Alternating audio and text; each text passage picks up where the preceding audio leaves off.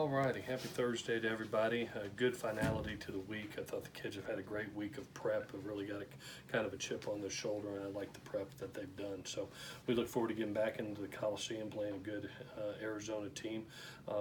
Two teams staying at the top of the Pac-12 South, so this is a huge game for both squads. So we look forward to having the opportunity to compete Saturday night. With that, I'll take any questions that you got. Any chance any of those guys in the secondary play this week? ITS practiced some today. He got about 6 periods in, moved around, looked good. We'll do some more tomorrow. I think it's going to be more of a game time decision. He's pushing as hard as he can, wants to play. OG is feeling better today, has not practiced this week. He's going to move around a little bit tomorrow, but I think that's more doubtful than probable. Greg, like I said, is definitely out for this game. What about EA?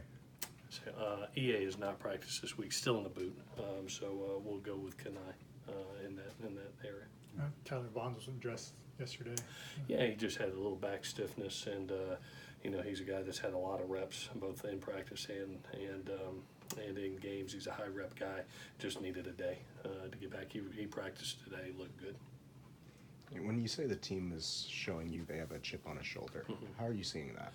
Just in their attitude with practice, the way they're competing, and they know what's at stake. You have the opportunity to go win a Pac-12 championship and go to a Rose Bowl. That's a serious thing, and for us, we know how special that is. I've liked their approach all week, the approach that they've taken, and I look forward to watching them on Saturday night carry it over from practice to the game. Is it any different than last week? When you look at last week, I thought they went to South Bend. When you go to South Bend, Indiana, and you play a top 10 team and you take them to the brink, you must have played some pretty good ball. Sure. Some things didn't go our way in the first half offensively and a little bit defensively, and we came up 3 points short. But they made a step ahead in my mind with the way they played and the clean football they played. And now it's the consistency of doing that against these next 6 conference opponents. The first time you guys faced Khalil Tate, he was kind of right in the middle of his breakout stretch a couple of years ago. Do you remember just kind of preparing for him amid that stretch a couple of years ago? Yeah, it was different. And he's progressed so much as a quarterback. I even showed the team. I mean, he's doing such a nice job now of keeping his eyes up. He's breaking contain, and he keeps his eyes up, and he's finding receivers downfield. I think we had 73 snaps of him getting off his spot, and he really only had 6 to 8 runs out of that. He's hitting guys downfield. He's showing himself as a passer. Where when he was a younger player, it was 1, 2, I'm out. Now he's going through full field progressions. He's becoming a pro football player. He really is, and he's a handful to deal with. He does some special things at special times. What's your thinking on nickel and the other corner? Do you think right now? How's that looking for you guys? Yeah, we'll have Maxell and at nickel. He'll start. Kalano back him up, and then obviously the safety positions. We've got Talanoa and Zay backed up by CJ and Chase Williams. Graham kind of go ahead. In the other corner, who Steele and who we've got Chris, and we've got Jaden Williams over there. We got got Hewitt over there, and then we'll see where it is at game time. But those are the 3 that have been rolling: is Dorian, Jaden, and Chris right now. And ITS got that work today. Graham talked earlier this week about how you guys had fewer plays just on offense generally than he was used to when he was at North Texas. Have you seen him sort of had to adjust to that maybe in his game planning or? Yeah, it has to deal with the team that you're dealing with too. When you're playing, let's say a Stanford and a Washington and a Utah that huddle up, 2 of the 3 teams huddle, and they slow the game down. That's taking opportunities away.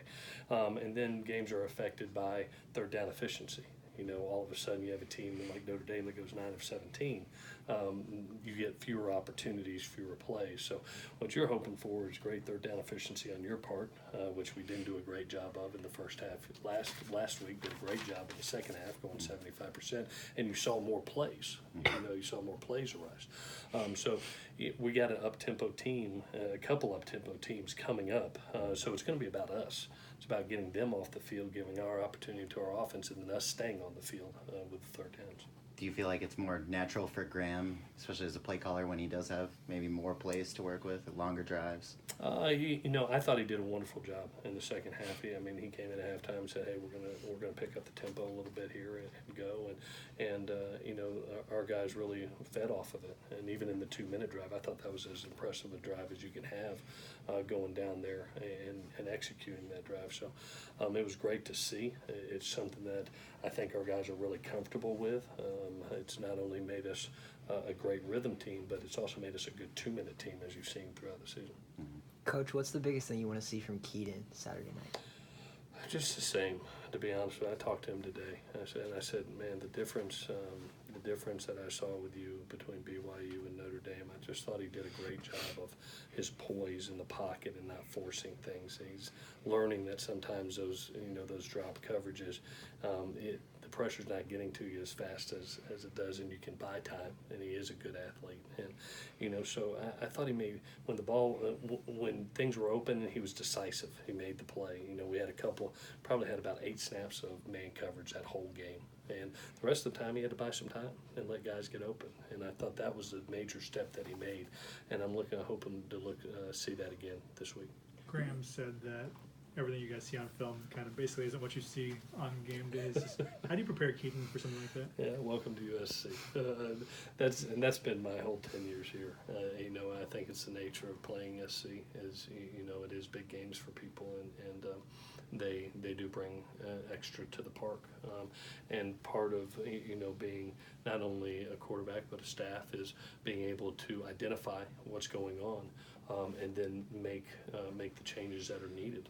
And I thought that got done the other night on Saturday. I really did. I thought we came out and said, all right, here's 2 or 3 looks that they haven't shown all year. What are they? Where can we take advantage of?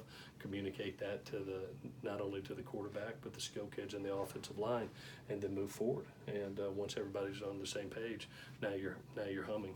And like I said, we had some opportunities to win that game, but you look up and, the only team that's put 30 points on them was Clemson. They scored 30, we scored 27, and we left some opportunities out there. So we're very, very close offensively, I think, to busting open, and I'm hoping it's this week.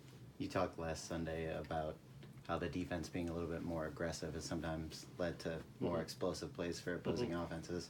When you have a guy who's as explosive as Khalil Tate and just generally that run game, is that something where maybe you think to handle that a little bit more conservatively in terms of being aggressive? I think Clancy's mixing it up nice.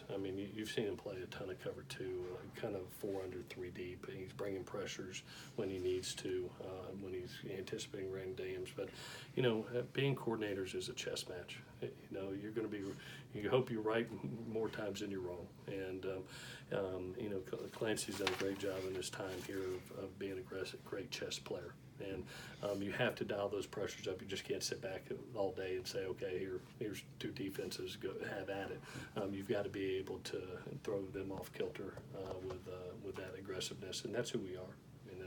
That's our identity, is to bring pressure with our defense. Go one more. You've seen, if Notre Dame's going to play you like that, probably everybody is, I'm guessing, right? Yeah. They're all going to. Oh, there's no doubt. We've seen it from BYU, we've seen it from Washington. Notre Dame has went to it. Everybody will have some form of it.